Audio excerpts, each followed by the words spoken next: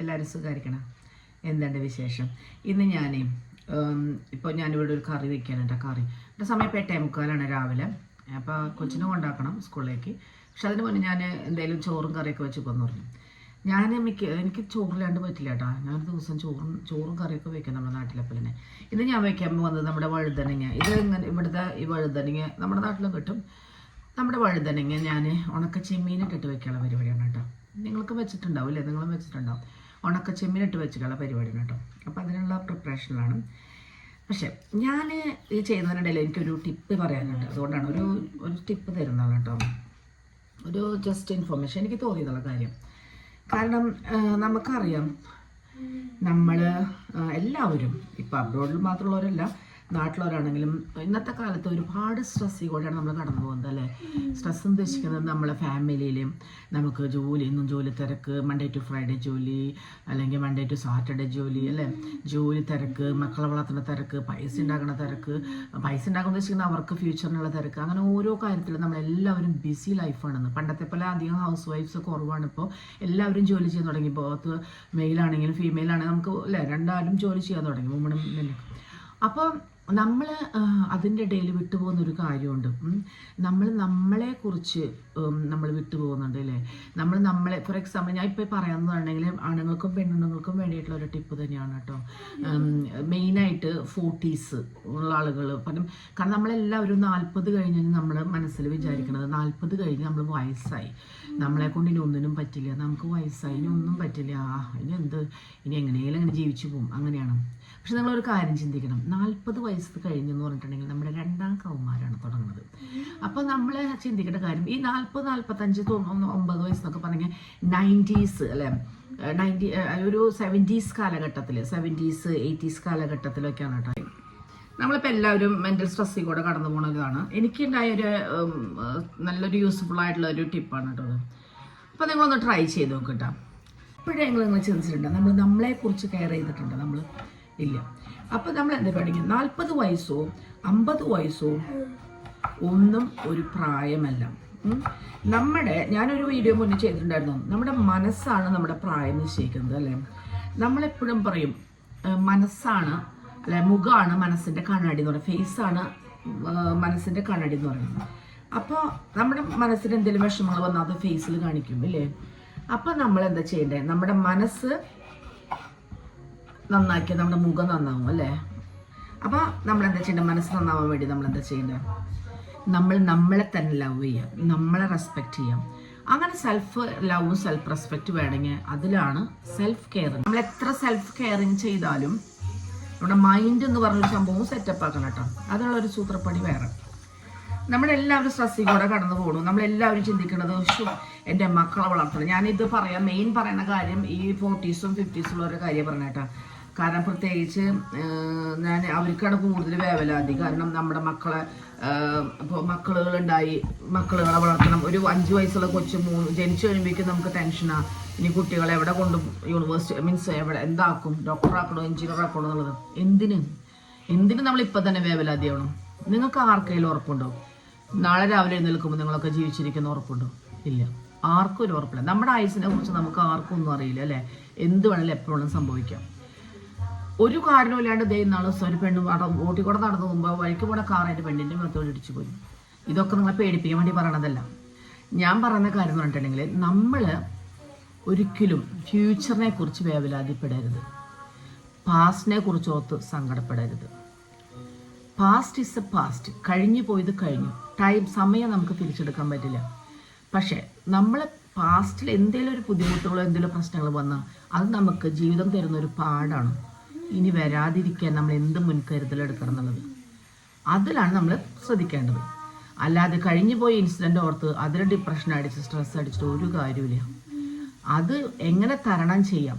കാരണം നമ്മുടെ ജീവിതത്തിൽ ഓരോ ചെറിയ പ്രശ്നങ്ങൾ നമ്മൾ തരണം ചെയ്താലോ വലിയൊരു പ്രശ്നങ്ങൾ വരുമ്പോൾ നമുക്കത് സ്ട്രോങ് ആയി നിൽക്കാനുള്ള നമുക്ക് ആ ഒരു എന്താ പറയുക, ഒരു സ്ട്രെങ്ത്ത്, അത് നമുക്ക് എപ്പോഴും സ്ട്രോങ് ആയി നിൽക്കാനുള്ള ഒരു കോൺഫിഡൻസും ഒക്കെ നമുക്ക് കിട്ടുന്നത് നമ്മൾ ചെറിയ ചെറിയ കാര്യങ്ങൾ ഫേസ് ചെയ്യുമ്പോഴാണ്. ഈ ചെറിയ കാര്യങ്ങൾ സിമ്പിളായി ഫേസ് ചെയ്യുമ്പോഴാണ് നമുക്ക് ജീവിതത്തിൽ കൂടുതലും നമുക്ക് കോൺഫിഡൻസ്, നമ്മൾ എങ്ങനെ ലൈഫ് മുന്നോട്ട് പോകാമെന്നുള്ള ആ ഒരു കോൺഫിഡൻസ് നമുക്ക് കിട്ടുന്നത്. അപ്പോൾ പാസ്റ്റിനെ ഓർത്തിട്ട് അയ്യോ ഞാൻ അത് ചെയ്തില്ല, ഞാൻ ഇത് ചെയ്തില്ല, കഴിഞ്ഞു, ഇനി ചെയ്യാൻ പറ്റില്ല. അപ്പം ഇനി എന്താ വേണ്ടത്? ഇനി അടുത്ത പ്രാവശ്യം, അതായത് ഇനി വരാതിരിക്കാൻ നോക്കുക. നമ്മൾ പ്രസൻറ്റിലാണ് നമ്മൾ ജീവിക്കുന്നത്. നമ്മൾ പ്രസൻറ്റിൽ ജീവിക്കുമ്പോൾ ചെയ്യേണ്ട കാര്യങ്ങളെ ഓർത്ത് ഇതാകും. ഇനിയിപ്പോൾ ഒരുപാട് കാര്യങ്ങൾ നമുക്കപ്പം ഒരുപാട് ഇപ്പം നമ്മൾക്കറിയാം ബ്രെയിൻ എന്ന് പറഞ്ഞിട്ടുണ്ടെങ്കിൽ നമുക്ക് ശരിക്കും എന്ന് പറഞ്ഞാൽ ഒരു മൊബൈൽ ഫോണിൽ നമ്മളിപ്പോൾ ഒരുപാട് ഫോട്ടോ, ഓരോ ചെറിയ മൊബൈലുകൾക്കൊക്കെ ഇപ്പോൾ എത്ര GB ഉണ്ടാവും അല്ലേ, അല്ലെങ്കിൽ അവരുടെ മെമ്മറി ഡാറ്റ എത്രയേ ഉണ്ടാവുള്ളൂ. പക്ഷെ ഒരുപാട് ഫോട്ടോസ് നമ്മൾ ഡൗൺലോഡ് ചെയ്ത് ഫോട്ടോസ് ഒരുപാട് എടുത്തു കഴിഞ്ഞാൽ മെമ്മറി ഫുള്ളാവും അല്ലേ. അപ്പം നമുക്ക് ആ ഫോണിൽ എല്ലാ കാര്യങ്ങളും സ്ലോ ആവാം, അല്ലെങ്കിൽ പിന്നെ കാണിക്കും അത് ഇതില്ല എന്നത്. അതേപോലെ തന്നെയാണ് നമ്മുടെ ബ്രെയിൻ, മനസ്സ്, മൈൻഡ് എല്ലാം എന്ന് പറയുന്നത്, നമ്മുടെ മൈൻഡ് എന്ന് പറയുന്നത് ബ്രെയിനാണ് അല്ലേ. നമ്മുടെ മനസ്സ് എന്ന് പറയുന്നത് എപ്പോഴും ഇങ്ങനെ കാണിക്കും. പക്ഷെ നമ്മുടെ ബ്രെയിൻ ഫുള്ളാവുന്നതും ഇതേപോലെ തന്നെ. നമ്മൾ ആവശ്യമില്ലാത്ത കാര്യങ്ങളൊക്കെ നമ്മുടെ തലയ്ക്ക് ഏറ്റി വെച്ച് നമ്മൾ വല്ലാതെ അങ്ങോട്ട് ഓവറായി തിങ്ക് ചെയ്യുമ്പോഴാണ് നമ്മുടെ ബ്രെയിൻ ഇതുപോലെ തന്നെ മെമ്മറി തന്നെ, അതായത് നമുക്ക് ഒരുപാട് കാര്യങ്ങൾ നമുക്ക് മെമ്മറിയിൽ വെക്കാൻ പറ്റും ഇല്ലേ. എത്ര നമുക്കുണ്ട് ഇത്ര ഒരു എന്താ പറയുക, ഒരു ലിമിറ്റ് ഉണ്ട് നമ്മുടെ ബ്രെയിനും ഇത് സ്റ്റോർ ചെയ്യാനുള്ളത്. അപ്പോൾ ഇത് ഓവറായിട്ട് സ്റ്റോറേജ് വരുമ്പോഴാണ് നമുക്കിങ്ങനെ സ്ട്രെസ്സ്, ഡിപ്രഷൻ, ആങ്സൈറ്റി ഇതൊക്കെ നമുക്ക് വരാൻ പോകുന്നത്. അപ്പോൾ നമ്മൾ ഈ സ്റ്റോറേജ് കുറയ്ക്കണം അല്ലേ. നമ്മൾ ഏത് നേരം എല്ലാ സാധനങ്ങളും നമ്മൾ തലയെടുത്ത് വെക്കേണ്ട. അപ്പോൾ നമ്മളിപ്പോൾ ഒരു നാളെയോ മറ്റൊന്നെയോ അല്ലെങ്കിൽ 2 ദിവസം കഴിഞ്ഞ് ചെയ്യാനുള്ള കാര്യങ്ങൾ നമ്മൾ എന്ത് ചെയ്യണം? ഈ തലയിൽ തന്നെ വെക്കാതെ ഒരു പുസ്തകം എടുത്തിട്ട് നമ്മൾ എഴുതി വെക്കുക. എഴുതി വെക്കുമ്പോൾ നമ്മൾ നാളേക്കുള്ളത്, എനിക്ക് ഇന്ന കാര്യങ്ങൾ ചെയ്യാനുണ്ട്, അല്ലെങ്കിൽ അടുത്ത മാസം എനിക്ക് ഇന്ന ചെയ്യാനുണ്ട്, ഇന്ന ചെയ്യാനുണ്ട് എഴുതി വെക്കുമ്പോൾ ആ ഓരോ ദിവസം എടുത്ത് നോക്കുമ്പോൾ അതിൽ ചെയ്യാനുള്ള കാര്യങ്ങൾ പ്രയോറിറ്റൈസ് ചെയ്യാം.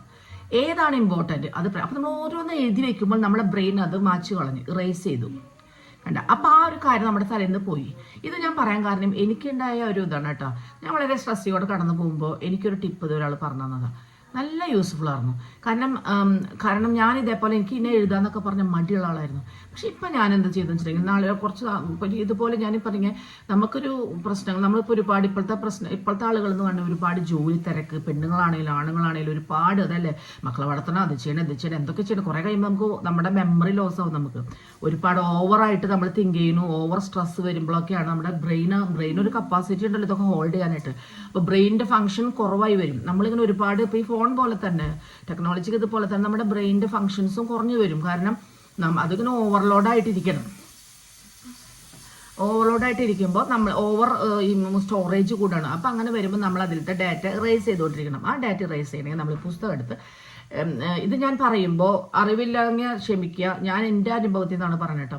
നമ്മൾ എന്ത് ചെയ്യണമെന്ന് വെച്ചിട്ടുണ്ടെങ്കിൽ നമ്മൾ പുസ്തകം ബുക്ക് എടുത്ത് നമുക്ക് അത്യാവശ്യ കാര്യങ്ങൾ നമ്മൾ എന്തൊക്കെയാണ് ഇമ്പോർട്ടൻറ്റ് കാര്യങ്ങളൊക്കെ എഴുതി വെക്കാം. എഴുതി വെച്ച് കഴിഞ്ഞിട്ട് പിറ്റേ ദിവസം ഓരോ ദിവസം നമ്മൾ എടുത്ത് നോക്കാം, ഇന്ന് ചെയ്യേണ്ടതാണോ, പ്രയോറിറ്റൈസ് ചെയ്യാം. ഏറ്റവും ഇമ്പോർട്ടൻ്റ് ഉള്ള കാര്യങ്ങൾ അത് ടിക്ക് ഇടുക, കഴിഞ്ഞു, അത് ടിക്ക് ഇട്ട് ഡൺ. അങ്ങനെ ഒരു ഡയറി നമ്മളൊന്ന് സൂക്ഷിക്കണം, നല്ലതായിരിക്കും. പിന്നെ ഡയറി പറ്റില്ല, എനിക്ക് എഴുതാൻ ബുദ്ധിമുട്ടാണെങ്കിൽ നമ്മുടെ ഫോണുകളിൽ നോട്ട് ഉണ്ടാവും, ആ നോട്ടിൽ എഴുതി വെച്ചാലും മതി. അങ്ങനെ ഒന്ന് ചെയ്ത് നോക്കും നിങ്ങൾ കേട്ടോ. പിന്നെ അത് നല്ലൊരു ഐഡിയ ആണ്. കാരണം നമുക്ക് പിന്നീട് അത് ഏത് നേരം ഓർത്തിരിക്കേണ്ട ആവശ്യമില്ല. കാരണം അല്ലെങ്കിൽ നമ്മുടെ രാത്രി എടുക്കും നമുക്ക് ഉറക്കൂല, സബ് കോൺഷ്യസ് മൈൻഡിൽ ഇങ്ങനെ പോയിക്കൊണ്ടിരിക്കും, ചെയ്യാനുള്ള കാര്യങ്ങൾ ഇങ്ങനെ പോയിക്കൊണ്ടിരിക്കും, എന്തൊക്കെയൊന്നും നമുക്കറിയില്ല. കുറേ കഴിയുമ്പോൾ നമുക്ക് ചെറിയ ഷോർട്ട് ടേം മെമ്മറി ലോസ് ഒക്കെ വന്നുകൊണ്ടിരിക്കും. ഇതൊക്കെ നമ്മുടെ ഓവർ സ്റ്റോറേജ് കാരണം നമ്മുടെ ബ്രെയിൻ ഡിസ്ഫങ്ഷൻ ആകുമ്പോഴാണ് സ്ലോലി ആവും. കാരണം അതൊക്കെ നമ്മൾ തന്നെ വരുത്തി കൂടുന്ന കാര്യങ്ങളാണ് അല്ലേ. അപ്പം നമ്മൾ അത് ചെയ്യാൻ നോക്കുക. അതൊരു നല്ലൊരു ടിപ്പാണ് എനിക്ക് തോന്നിയിട്ടുണ്ട്. എനിക്കുണ്ടായ ഒരു അനുഭവമാണ്. എനിക്ക് നല്ലൊരു കാര്യമായിട്ട് തോന്നിയിട്ടുണ്ട് കേട്ടോ. അതൊന്ന് ചെയ്യണം നോക്കുക. പിന്നെ ഞാൻ ഇതുപോലെ നേരത്തെ പറഞ്ഞ പോലെ തന്നെ ഫ്യൂച്ചറിനെ കുറിച്ച് എൻ്റെ മക്കളെ ഇപ്പോൾ എനിക്ക് ആവണം, ഇതാവണം, എനിക്ക് ഇത്ര വലിയ വീട് വാങ്ങണം, അത് ശരി, നമുക്ക് വീട് വേണം. പക്ഷെ അതിനെക്കുറിച്ച് നമ്മൾ ഓരോ ദിവസം നമ്മൾ അതിന് വേണ്ടി കൂട്ടി വയ്ക്കുക, അല്ലെങ്കിൽ അതിന് വേണ്ടി നമ്മൾ ശ്രമിക്കുന്നു. പക്ഷെ അത് മുന്നേ കൂട്ടി നമ്മൾ അങ്ങനെ കിട്ടുമോ, നടക്കില്ലേ, അങ്ങനെ ചിന്തിക്കേണ്ട ഒരു ആവശ്യമില്ല.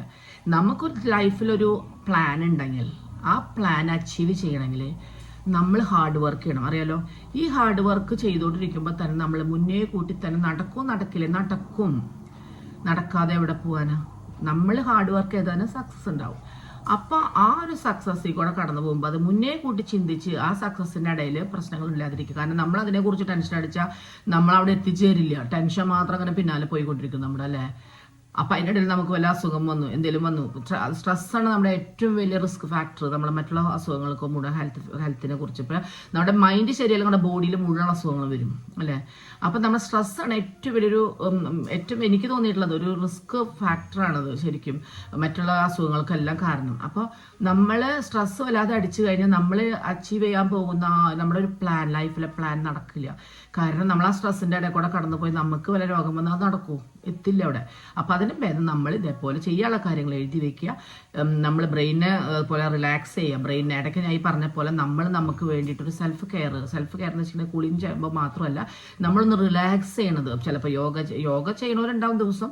അതുപോലെ തന്നെ എന്താ പറയുക, എവിടെയെങ്കിലൊക്കെ ഒന്ന് എവിടെയെങ്കിലും പോയി ഒന്ന് ജസ്റ്റ് റിലാക്സ് ചെയ്യുക. നമുക്ക് വേണ്ടി മാത്രം ഒരു ഇതായിട്ട് നമ്മൾ ചെയ്ത് നോക്കുക.